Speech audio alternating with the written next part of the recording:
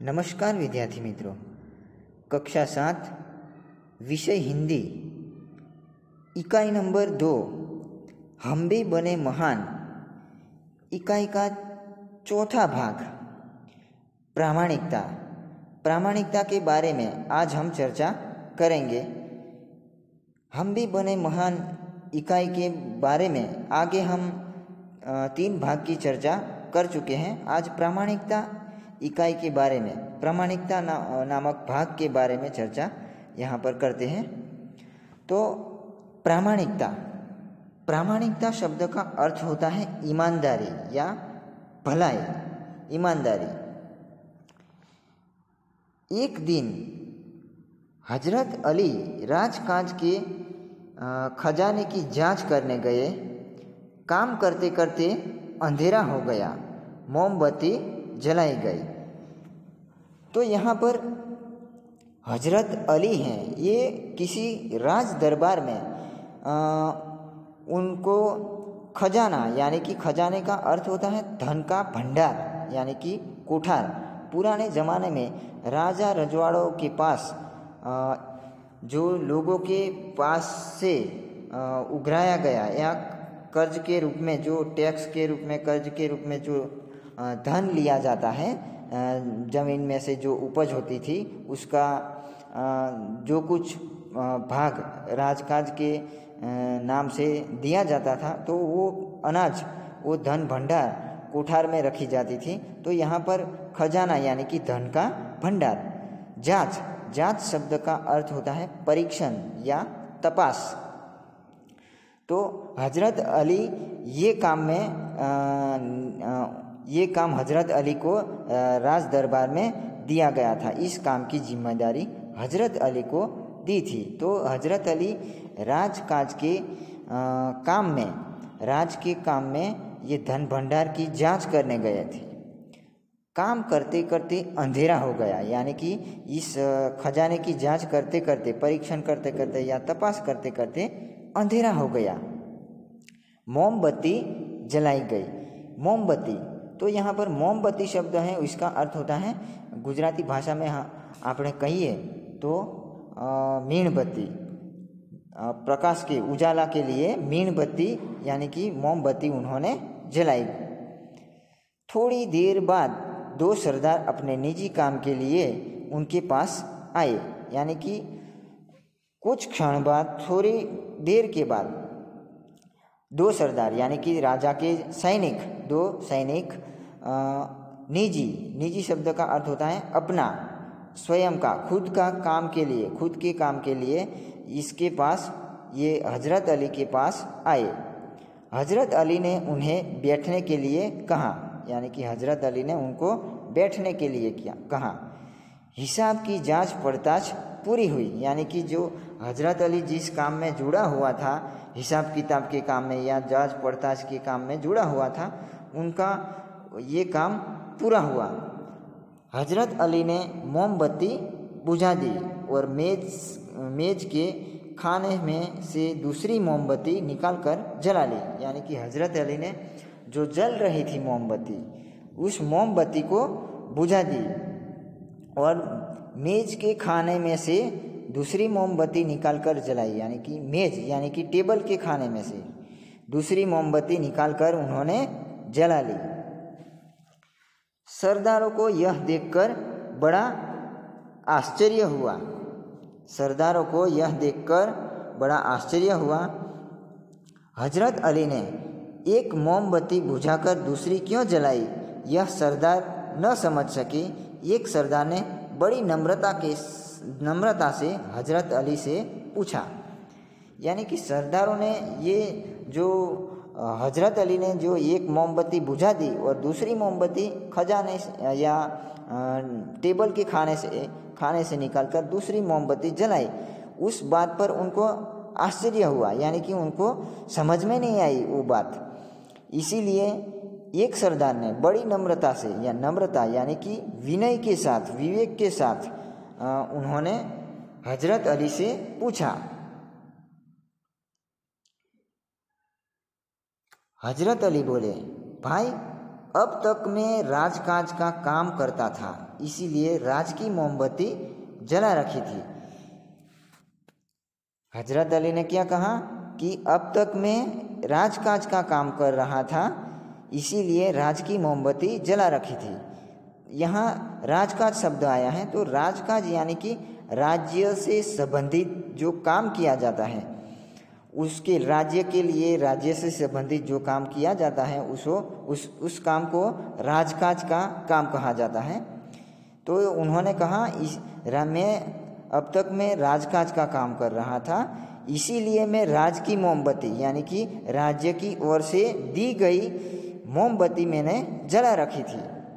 अब निजी काम शुरू हुआ, यानी कि आपके साथ जो बातचीत करना है, जो आप किस काम के लिए हमारे यहाँ आए, तो उसके बारे में मैं आपसे बातचीत करता हूँ। तो अब निजी काम हुआ, यानी कि अपना काम हुआ ये, इसीलिए मैंने अपनी मोमबत्ती जला ली, नहीं तो मैं चोर या हरामखोर कहलाता।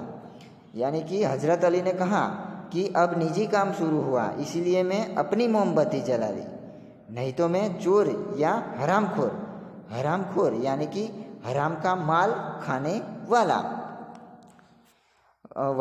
हरामखोर कहलाता, यानी कि हराम का माल खाने वाला कहलाता।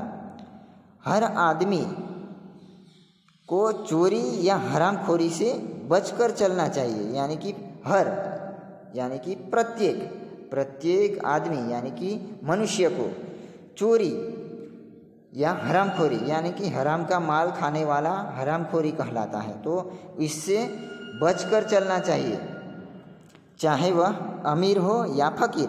अमीर यानी कि धनवान, फकीर यानी कि साधु।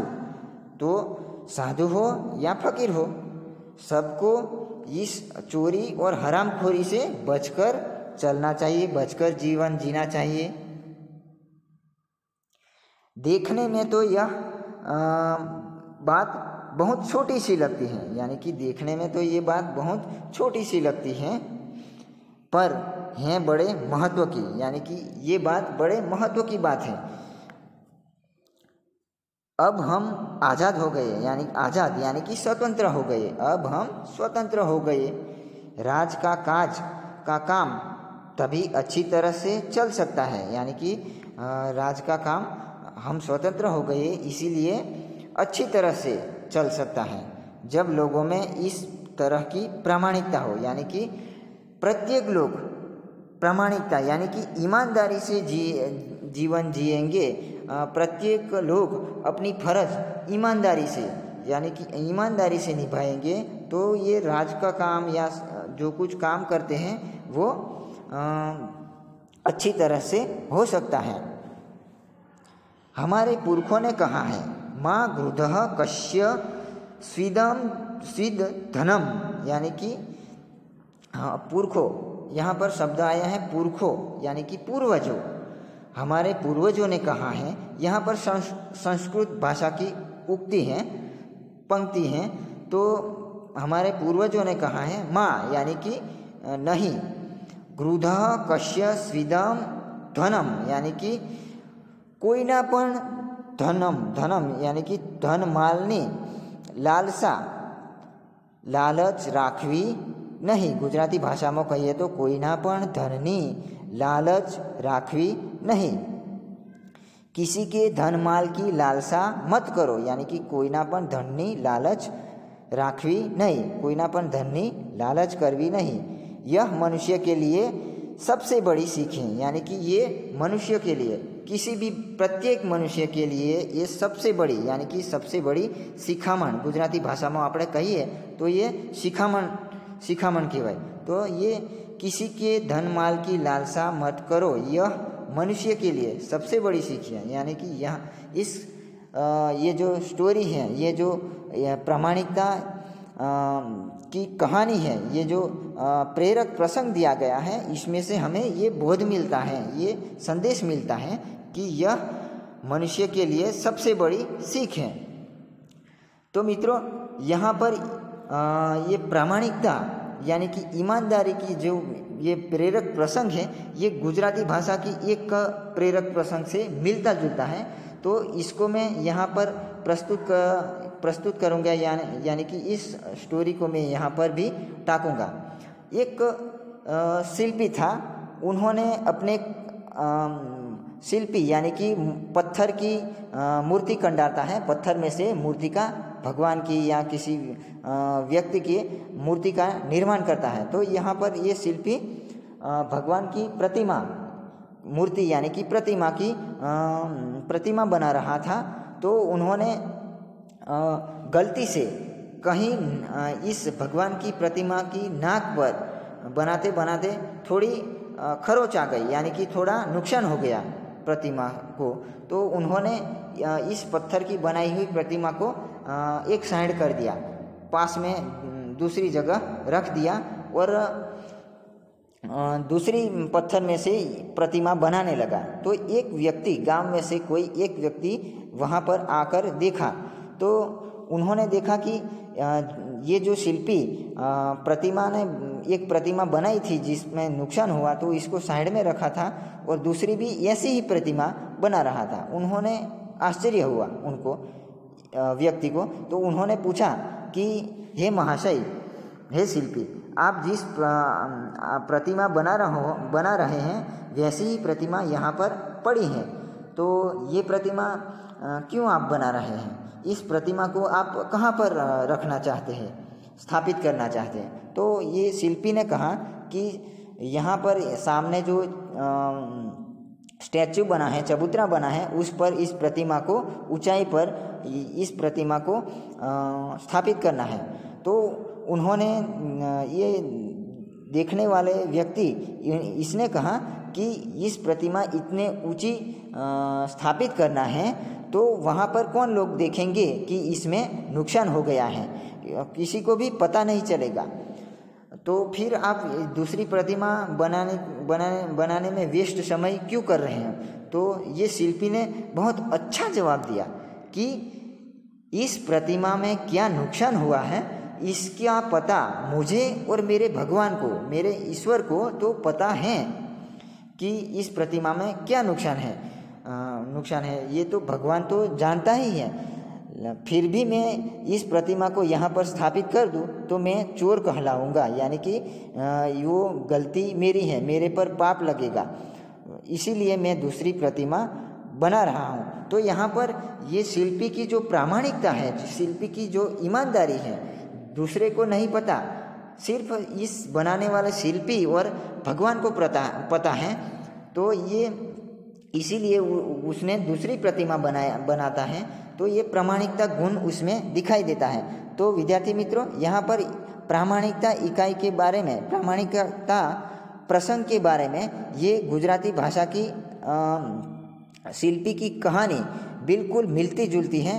तो हमें ये जो प्रेरक प्रसंग है उसमें से हमें सीख मिलती है कि हमें भी प्रामाणिकता से जीवन जीना चाहिए, चाहे वो अमीर हो, गरीब हो या फकीर हो, साधु संत हो, बहुत बड़े नेता हो, किसी को भी ईमानदारी से जीना चाहिए, इस हरामखोरी से बचकर जीना चाहिए।